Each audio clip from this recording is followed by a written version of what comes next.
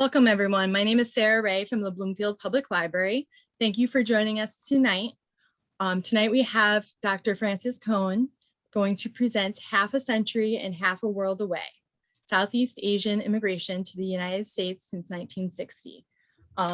It is part of our series for the Best We Could Do and the first highlighted program of the series. Thank you, Dr. Coan, for being here. Thank you, Sarah, for the kind introduction and for the technical support. I couldn't do this without her. And thank you to the Bloomfield Library, and most of all, thank you to the patrons who are here tonight. So, a couple of caveats. I'm primarily a military historian, so I could tell you a lot about the wars in Southeast Asia that are going to be part of the story tonight. I'm not primarily an historian of immigration, but I have done work in that area, and certainly I put a lot of effort into researching this. So we do want to encourage your questions during the presentation if you want to put them in the chat. And at the end too, hopefully we'll have time for some question and answer session.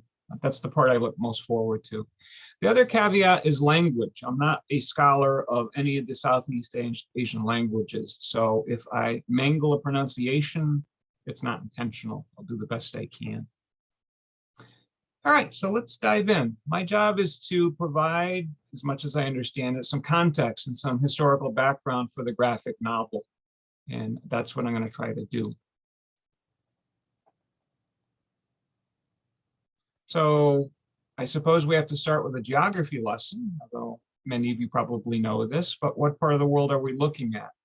Asia, primarily Southeast Asia, and we're going to get even more specific than that in a moment.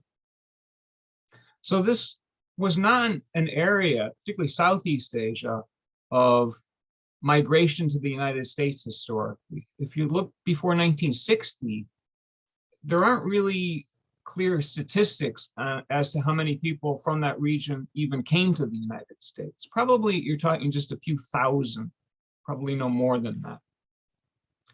So again, this was not a major area where people migrated from to come to the United States prior to 1960, with a minor area. A couple of reasons for that. One, we have to keep in mind that even as late as 1960, but certainly before World War II, and certainly if we go back to the early part of the 20th century, the late 19th century, most of the world was governed from Europe. Most of the world had been colonized by Europeans, including most of Southeast Asia. So if we look at the map of current countries, Indonesia, for example, was for the most part Dutch. That was a Dutch colony. Vietnam, Cambodia, Laos, which is the center of our story tonight, that was French Indochina. The Philippines were part of the United States, actually, until 1946, and down the list. So if people move from Southeast Asia to some other place, they were more apt to move within the French Empire because it was easier to do, either to France itself or some other French possession. Of course, the other part of it was the United States had restricted immigration laws as early as the 1880s. And certainly one group that was restricted from coming here specifically were Asians. Many reasons for that. Bigotry was one. Racism based on eugenics was another. The fear that these were inferior peoples, that if they intermarried or interbred with the superior European race, would hamper the United States' development. So I could, if you want, we can talk about some of those laws specifically.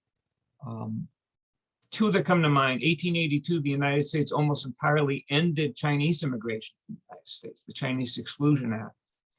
The other key one would be 1917 Immigration Act, where the United States enacted what was called the Asiatic Barred Zone, which almost entirely banned immigration from all of Asia, with the exception of the Philippines, to the United States. And really those acts would be in place. There'd be some modifications in the 1950s, but it really wasn't until the 1960s, the period we're talking about, that those restrictions, most of them, were relaxed. So here we have a map of French Indochina. This was an area that starting in the 1860s, the French colonized and really through force. They gradually annexed pieces of this. There were really three major empires here, or kingdoms, if you want. One in Vietnam, one in Laos, one in Cambodia. But over the span of about 30 years, the French would get control of this whole region. The region, or the power that had historically dominated this region, was first and foremost China. But of course, by the late 19th century, China's power was on the wane. China was being increasingly threatened by Europeans and by the Japanese too, later. The other power was actually right next door, Siam, or the kingdom of Thailand. But actually the Thais would lose territory to the French. So at any rate, the French come in here in the mid to late 19th century and establish functionally one colony, French Indochina. And it was a colonie d'exploitation. It was meant to be economically developed for the benefit of France, and that's what they did. So it produced things such as rice, tea, coffee. Rubber became really big in the 20th century because of the development of combustion engine vehicles, tires, and so forth. Zinc, tin, but it was all to benefit the French. It was not to benefit the local people, obviously. An important part of our story is the rise of nationalist movements. And now that happened in many colonized parts of the world, but certainly it happened here too. As early as the 1880s, you have the beginnings of that, but certainly more importantly, the 19-teens and 20s. And there wasn't really one nationalist movement. There were a series of them, and they differed in philosophy. The most important, looking back, we're going to be talking about is a nationalist movement based on communism. And that would become certainly the most cohesive and the most successful nationalist movement in this region. So certainly as early as the 1880s, the French have some resistance. There's some sense that the local people want control of their territory back. But in the 19-teens and 20s, you have a communist movement that not only wants control, independence, but a communist regime, to a communist model. And obviously the French resist this.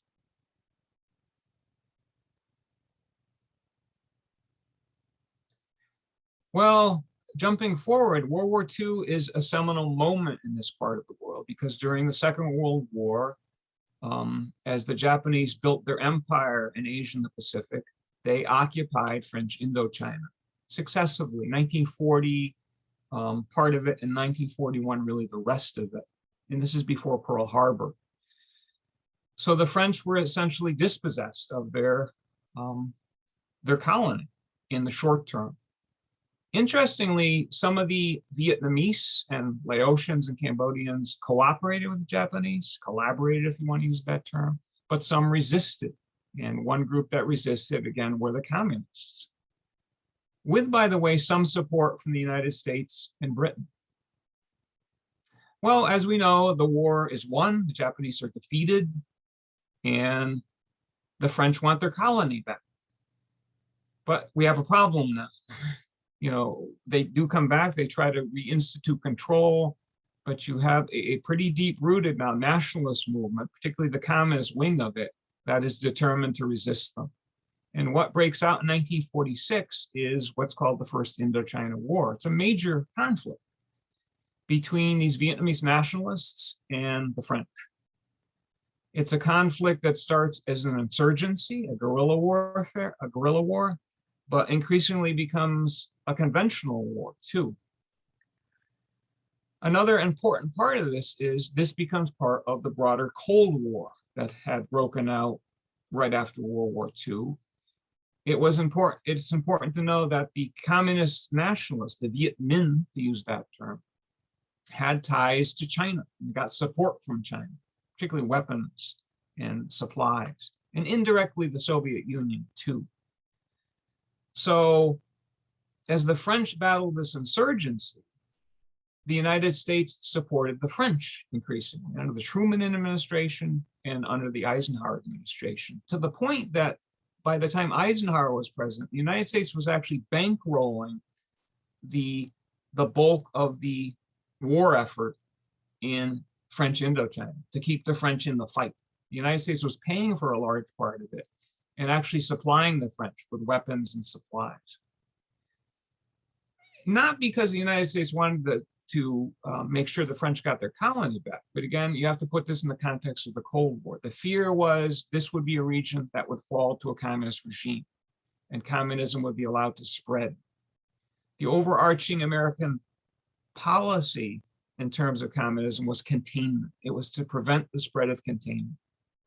And again, we can get into that more at the end if you'd like. That's a whole discussion unto itself. But it's important to know that what began really as a nationalist movement, the War of Independence, becomes part of this much broader Cold War and draws in the major actors in that Cold War: China, the Soviet Union, and on the other side, the United States, and lesser powers too. Well, 1954, the French are defeated. They fought for 8 years. They could not crush this movement. The movement gained strength, and the French finally decide, we're done. They leave. I've tried to look up casualty figures. This was a major war. You can get figures between 400,000 and 800,000 Vietnamese killed during this war. Probably over half of them civilians. And the French suffered significant casualties also. Keep in mind, another aspect of this war is that many of the locals supported the French. So another way of looking at this war is it was a civil conflict. You had in Vietnam, Vietnamese fighting Vietnamese. They didn't all support the nationalist movement. Some of them actually supported the French. But 1954, the French are defeated. They're driven out, or they leave, really. They just give up. What happened at that point is Vietnam, and actually French Indochina would be partitioned effectively into functionally 4 countries. Vietnam partitioned in half. North Vietnam, there is a communist regime now in charge from 54 on. South Vietnam, it's a non-communist regime. It's not really a democracy, it's more an authoritarian government, but that delineation is important. Laos and Cambodia actually broke away and they reconstituted constitutional monarchies. So really, almost as soon as this first war petered to a halt or ended, the French leave, this second war, this longer war, this even more destructive war starts to break out. The communist regime in North Vietnam was determined to unify all of Vietnam under their control. And obviously the government of South Vietnam was determined not to let that happen. The North Vietnamese again gained support from the Chinese and indirectly the Soviets, the South Vietnamese primarily from the United States. So this becomes one of the major battlegrounds of the Cold War. Technically, Laos and Cambodia were neutral powers, but in point of fact, they weren't. We'll talk about civil wars in both of those countries. We're going to look mostly at Vietnam here and the Vietnamese immigration experience, but I hope to have a little time at the end to talk about Laos and Cambodia. They're supposed to be neutral powers, but in point of fact, neither side in the Cold War respected the neutrality. So they too would get drawn into this conflict.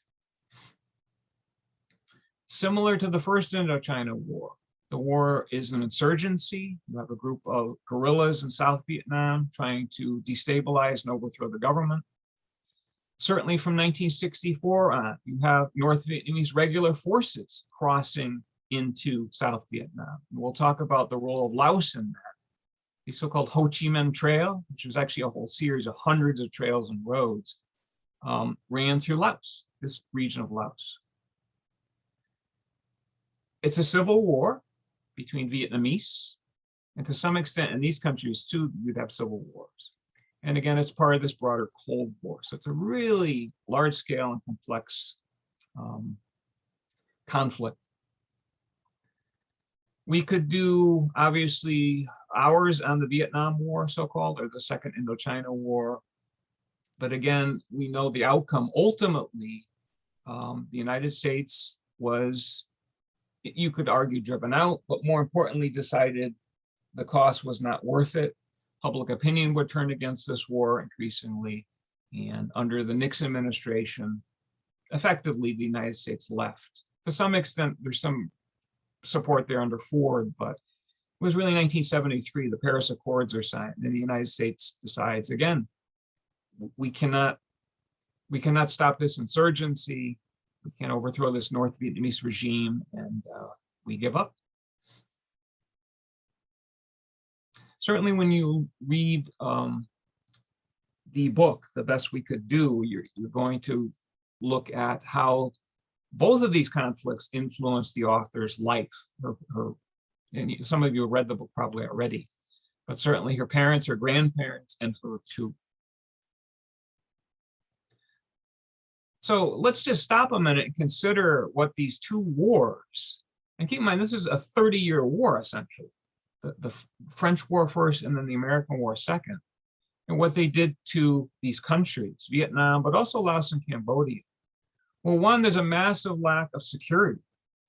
These people, particularly in the countryside, have no security. One day, the Viet Minh, or the Viet Cong, as they were called during the Vietnam War, might be in charge of your village. And the next day, the South Vietnamese military shows up, or the Americans. So you have no security. There's no stability whatsoever. One thing this did in the 1960s, particularly from 64 and 65 on, was cause a large number of rural Vietnamese to move into the cities for two reasons. One was increased security, and two was economic opportunity also, because the country was being devastated in many cases by bombing and by warfare. So there's no security, the country's economy is disrupted, dislocated. By the way, under the South Vietnamese regime, you're dealing with a government that is corrupt, repressive in some cases, and ineffective, quite frankly, too. And a military that's not much better. So it's really, and again, when you read the memoir, you're going to see how these people had to live their lives. In some cases, again, 30 years this goes on. There's this uncertainty, there's this fear constantly of losing your property, maybe losing your life, quite frankly. And that happened to people, obviously, many of them. The death toll, the estimated death toll for the so-called Vietnam War, again, you get different figures. In Vietnam itself, probably a midpoint is about 1.5 million people killed. That's in North and South Vietnam. It's a lot of people. And again, that does not include people who were wounded, either physically or psychologically scarred, or the economic destruction.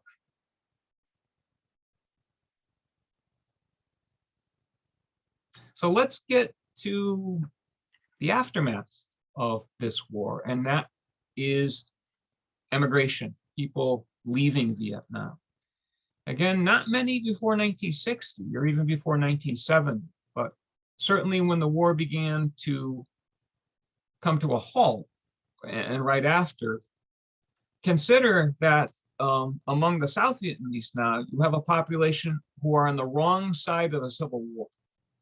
And that's a real bad place to be historically. Often very bad things happen to people on the wrong side of a civil war.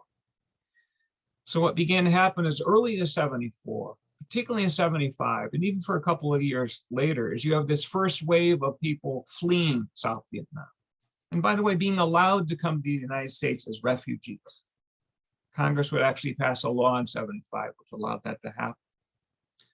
So this first wave I call the urban elite, because for the most part, they are city dwellers. They're professionals. They have some means, they have some education. Many of them are former government officials or military officials. And one reason the United States recognized their need to flee was very similar to the Afghan situation. They knew what would happen to these people if the communists got their hands on them or their families. And just to reinforce that point, when North Vietnam unified Vietnam under communist rule, they probably executed in excess of about 50,000 people. So there was retribution. So some of these people escaped this. We're talking probably about 200,000 in this first wave, pretty significant number. The second wave are the so-called boat people. And some of you on this call are probably old enough to remember this. I am. I was young, but I certainly remember the boat people. I also remember the mad scramble. That left-hand photo is people trying to get to the US Embassy of Saigon. This is 1975, literally to try to get on a helicopter and get out of there. Very similar to the Afghan situation. Well, the second wave, the so-called boat people, are called boat people because for the most part, they fled by sea and tried to get to one of the neighboring Southeast Asian countries, Indonesia, Thailand, Philippines, Malaysia, Singapore, Hong Kong, in some cases. And this was a very large number of people. The estimates are something like 800,000 left the country. This is between 1975 and 95 by sea. Not all of them would end up in the United States, but it's a lot of people. And by the way, the other estimate is maybe 200 to 400,000 were lost at sea, died of dehydration, of shipwreck, or what have you. So they're fleeing. Initially, for the first year or two, the only way they could flee the country was one of two ways. They could bribe a government official, who would kind of turn the other way and let them go, or they could bribe a smuggler and take their chances. But again, a lot of people were desperate at the end of this war, and they left if they could. You can break the boat people wave into two waves, sort of 78 to 82. That's the big, huge tsunami, to use a metaphor, I guess that's that, of boat people. But this really continued even through the 1990s on a smaller scale. So this was chaos, this was confusion, this became a huge humanitarian crisis because these people are risking their lives, many of them are dying making these voyages. They come to Southeast Asian countries that really don't want them there, and that very quickly become overburdened with all these asylees, these refugees. And they try to house them and feed them, but they really don't have the means to do so easily. Of course, it's an embarrassment to the Vietnamese government too, that all of these Vietnamese are fleeing their socialist paradise. There's something wrong here. Kind of the analogy might be the Berlin Wall, which was an embarrassment ultimately to the East Germans and the Soviets. So in 1979, the United Nations brokered a deal among various countries, which was quite successful. It's called the Orderly Departure Program. So what it did is it got the Vietnamese government to agree to let these people go legally. They had to apply, but essentially the Vietnamese government would give them approval to leave the country. It also pressured Western countries to resettle these people, to take them out of these refugee or asylee camps in Southeast Asia and move them to a developed country. And the United States was a big part of this program. So many of the people who left Vietnam did not go directly to the United States. In fact, relatively few of them came directly here. Most of them came first to a Southeast Asian country before they came here under this program. The later arrivals, I'm going to show you a graph of all this in a second too, which is a good image. The later arrivals after 1997 are rarely people who actually immigrated directly from Vietnam, or I should say, they're not refugees from Vietnam, they're immigrants. And in the large majority of cases, they are family members of people who got here sooner. The law allows for that. Actually, a series of immigration laws allow for that people who hold green cards in the United States or are citizens can sponsor family members. And that's increasingly what happened in the 1990s. Just going to check the chat. Very good. So we do have somebody on the chat who were some of the boat, part of the boat people movement. God bless for surviving that. It must have been incredibly harrowing.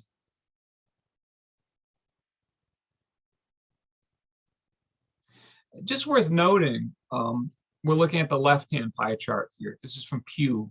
Pew Research is wonderful. It's a wonderful resource if you're doing research on anything for a couple of reasons. They do great work, and they also have no problem with people using their work. The only thing they really ask is that you give them attribution. So as the United States was preparing to allow in more of refugees from Indochina, CBS New York Times did a poll, and as you see here, 62% of Americans disapproved of increasing the number of refugees.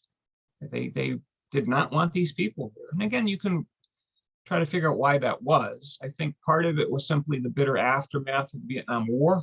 People wanted to just forget about it.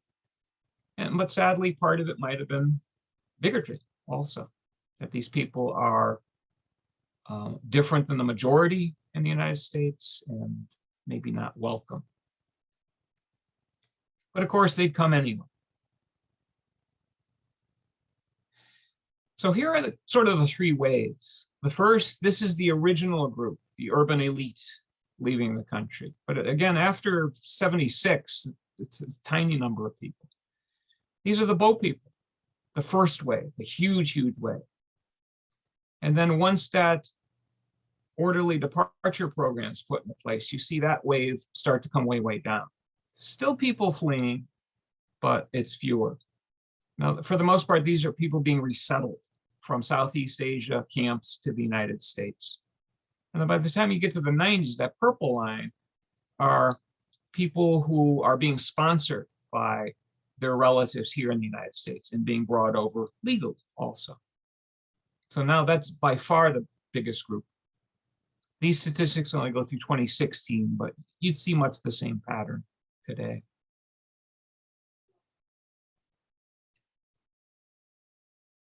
So where did the Vietnamese end up in the United States? And actually, we got a couple of figures here. If I can pull up that second one.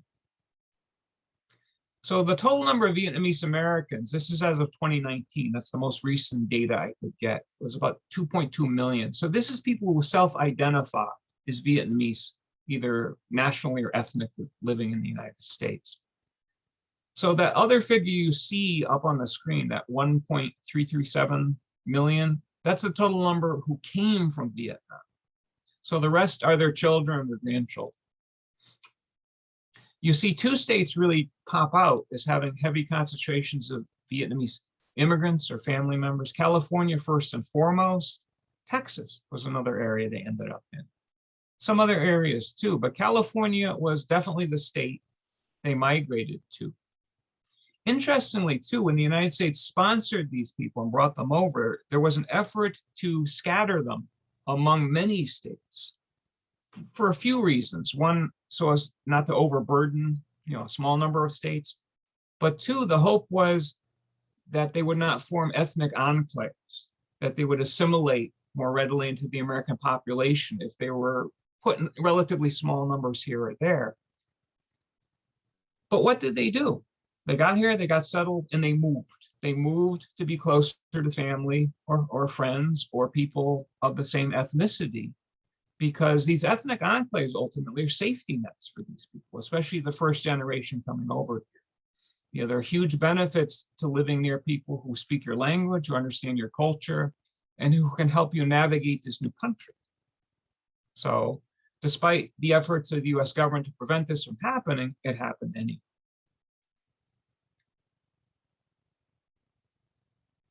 This is another interesting map from Pew. It's largest Asian origin groups by state. And again, this is of 2019, and we could go through the whole thing. But if you look at Louisiana, Mississippi, particularly, they end up with a significant population of Vietnamese too. And interestingly enough, many of these people were fishermen. I should say the second wave, the boat people tended more often to be rural, poorer, less educated than the first wave, with some exceptions, obviously. But many of these fishermen ended up here. And they are actually a major part of the shrimp producing industry in the Gulf states, something they were familiar with in Vietnam. Part of it might have been the climate is similar to, if they're from the Mekong Delta, well, the Mississippi Delta has some similarities in terms of climate and physical geography. And probably another connection is one thinks of Louisiana Catholicism, that a significant number, a minority, but a significant number of the Vietnamese coming over were Catholic, and that's because of the French. Yeah, we could go back to this map. You get some really interesting results. West Virginia, the biggest Asian group, Filipinos. You know, who would have thought, right? It's some really interesting results. This group, we're gonna, if we have time, we'll talk a little more about the Hmong from Laos. And this is a region they tended to cluster in, Minnesota and Wisconsin. If you want to find the most Vietnamese part of the United States, it's these two cities in Orange County, California, Westminster and Garden Grove, which are contiguous cities. They both formed what are called Little Saigons, these ethnic enclaves. Many of these people started businesses if they had the means to do so. If they didn't, they took any work they could get. But even to this day, these are the most Vietnamese places in the United States. A Garden Grove, about 28% of the population is Vietnamese. In Westminster, it's about 40%. And I don't know if I can click on this. Let me see if we can pull up. This is just something I stumbled on. The City Council of Garden Grove, and you have little biographies, and you see here immediately people of Vietnamese descent, 3 of them. If you click, you can read their biographies. It's very interesting. Of course, that brightened my day because what this suggests is the idea of assimilation. It suggests the idea of the melting pot, that this is what should happen in America. Immigrants should come here and they should at some point be part of the mainstream of society and be in positions of authority such as these people. So that put a smile on my face. This is America as it should be. I hope that's not a political statement. Oh, let me go back. What did I do? All right, got to find my PowerPoint.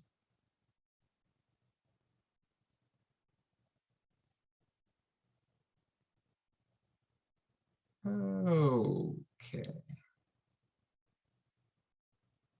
Lost my PowerPoint. I don't know what's going on here. We can still see your PowerPoint. So. Okay. While you navigate, don't worry. All right.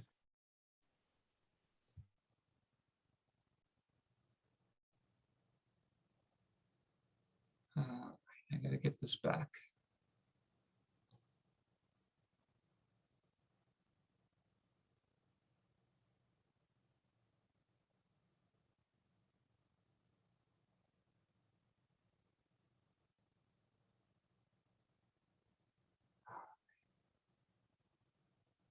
Try that. All right. Sorry about that. All right. Briefly, how have the Vietnamese fared overall? There are a lot of measures one can look at, but some useful ones are things like household income. And again, keep in mind the original group, many of them, particularly the people that didn't have a formal education, didn't have skills that were valued here. For the most part, they took whatever work they could get. They struggled. But certainly as of 2019, the Vietnamese family income, it's actually slightly above where it was the American family mean. They've done well as a group, certainly. If you look at other groups, the Laotians, the Hmong, or a minority group in Laos, the Cambodians now show up here, but they haven't fared as well. Vietnamese have fared better. Their poverty rates are actually a little lower than the American mean also. Not true for the Laotians and particularly the Cambodians. Again, there's a disparity there. The Vietnamese as a group have done well since they've come here. Educational attainment, if we look at the 2 bars here, all is all Vietnamese Americans. This is all Americans. They do lag America in terms of educational achievement, but not tremendously, and that gap has narrowed certainly since the original groups came over in the 70s and 80s. And again, not as true for the Laotians or Cambodians. And I just thought this was an interesting graphic. that many of these families have tried to preserve traditional family arrangements, and among that is multi-generational households. So if we look here, the Vietnamese, 34%, over a third, have maintained that, even though that's not something in the culture of many other Americans necessarily. And among the Laotians and Cambodians, it's even a higher percent. So that was interesting to me. And that's something one would expect of immigrants. There's an assimilation process. They are going to be influenced by American culture, out of necessity partly. But on the other hand, there's a desire to preserve certainly the core elements of their own culture at the same time. And that's always a balancing act. All right, let's briefly touch on Laos and Cambodia. And if we had time, we do more, but this is certainly something we need to talk a little about too, because people from these countries would also arrive in the United States as refugees. Laos was technically a neutral country again, but would get drawn into this second Indochina War. There was a civil war going on between the Laotian government and a communist insurgency that had support from North Vietnam, indirectly China, the Soviet Union. The Laotian government increasingly would draw support from the United States. So this is called the secret war because during the Vietnam War, not much was reported about this. It was sort of considered a sideshow, but actually this was a major and incredibly destructive conflict. From the US perspective, mostly run by the CIA. What the CIA did is it raised an army of local irregular soldiers, mainly among the Hmong people. Tens of thousands of whom enlisted and fought. They suffered enormous casualties. The goal was to do two things: keep Laos from falling to the communist insurgency, and the second goal was to interdict communist movements through Laos to South Vietnam, down the Ho Chi Minh Trail. So that army of irregulars was doing both of those things. By 1964, as the Vietnam War ramped up, under the Johnson administration, also the United States began to bomb Laos. And it bombed it and bombed it and bombed it. And I will show you how Laos was bombed more than any country in world history. It was bombed even more than Vietnam was, with tremendous detrimental impact to the people and the landscape. So this war would go on for 15 years. By 1973, the United States is gone, but the war would continue. And the Hmong people suffered the brunt of it. There's no question about it. Enormous casualties. They really became dependent on US aid to survive. They became refugees in their own country as the communists took over regions and as regions were devastated by the fighting. Just briefly to reinforce the point of how much Laos was bombed, that map on the left, each one of those red dots was a bombing rate. The estimate is 2.5 million tons of ordnance were dropped on Laos by American bombers. And by the way, much of that ordnance did not explode. So to this day, they have an enormous problem with unexploded bombs. On the lower right, you see cluster bombs. That's maybe the biggest threat. Millions of these are strewn across the landscape there. And again, many of them didn't detonate, so they're a danger. The last estimate I saw is about 50 people are killed or wounded every year in Laos by this ordnance to this day. The upper right, you see, this is a B-52 raid. That's the aftermath. Those round holes are bomb craters. And there are large parts of Laos, particularly the plain of jars up here, where you'd find that sort of landscape. It's just incredible.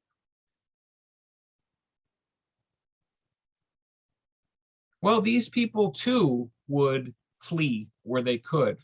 Initially, they fled to Thailand, right across the border. And particularly from the late 70s on, they were allowed into the United States as refugees also. So you have the total population there. Broken down, the Laotians, the Lao people are the ethnic majority in Laos, but a very important minority are the Hmong, and they both come over. And actually, the Census Bureau breaks down those groups separately, interestingly enough. So collectively, you're talking about maybe 600,000 people, a little short of that today.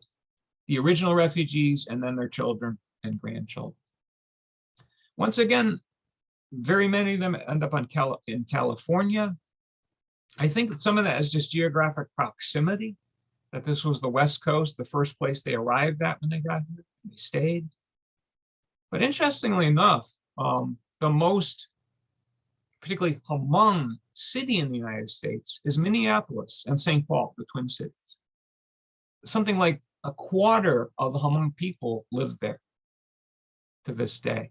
Some of them ended up there initially, but more came, and they have a very strong presence there. Again, they have struggled more economically than the Vietnamese as a group. They were rural people. They lived in the hills and the mountains. They practiced slash and burn agriculture. They raised animals. They produced opium as income primarily. And all of a sudden now they end up in this war, and they end up now in a modern country living in an urban setting. So just think of the dislocation for those people, the adjustment they had to make. And they still struggle by many measures. Their poverty rates tend to be higher, their educational achievement levels are lower, and their family income is not certainly at the US mean. But again, they certainly are doing better than the first group that came over in the late 70s, early 80s.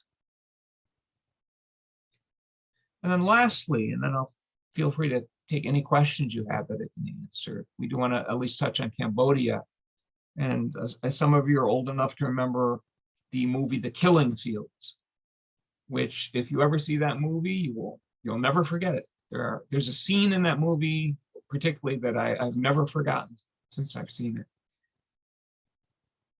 Cambodia was, again, part of this conflict in Indochina, technically neutral, but all through the war, the communists had base areas there that they used to attack in the South Vietnam.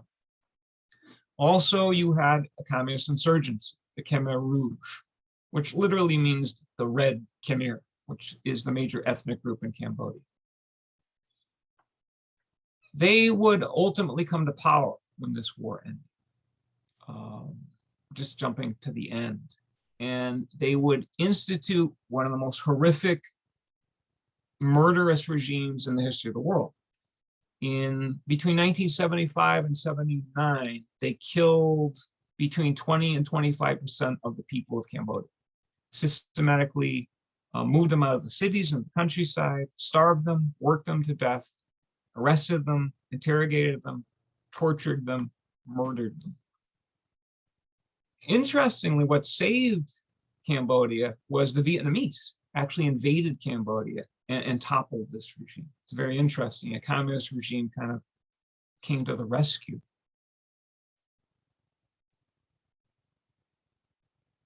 Yale University has a very good set of resources on the Cambodia genocide, but others also. And this is a satellite map that shows two things: prisons and then burial sites. And these are mass burial sites where people were systematically murdered and thrown into holes in the ground. So this is, mankind at its darkest, there's no question. Well, the Cambodians too would, particularly after the Khmer Rouge were overthrown in 1979. Before that, it was very, very difficult to get out of the country. But they would ultimately use immigration laws and refugee laws to come to the United States in pretty significant numbers. And again, actually, they're more scattered than the other two groups we talked about, but California does seem to have the largest population of them among the 50 states. Interestingly, closer to home, Lowell, Massachusetts, and Lynn have very significant Cambodian populations too.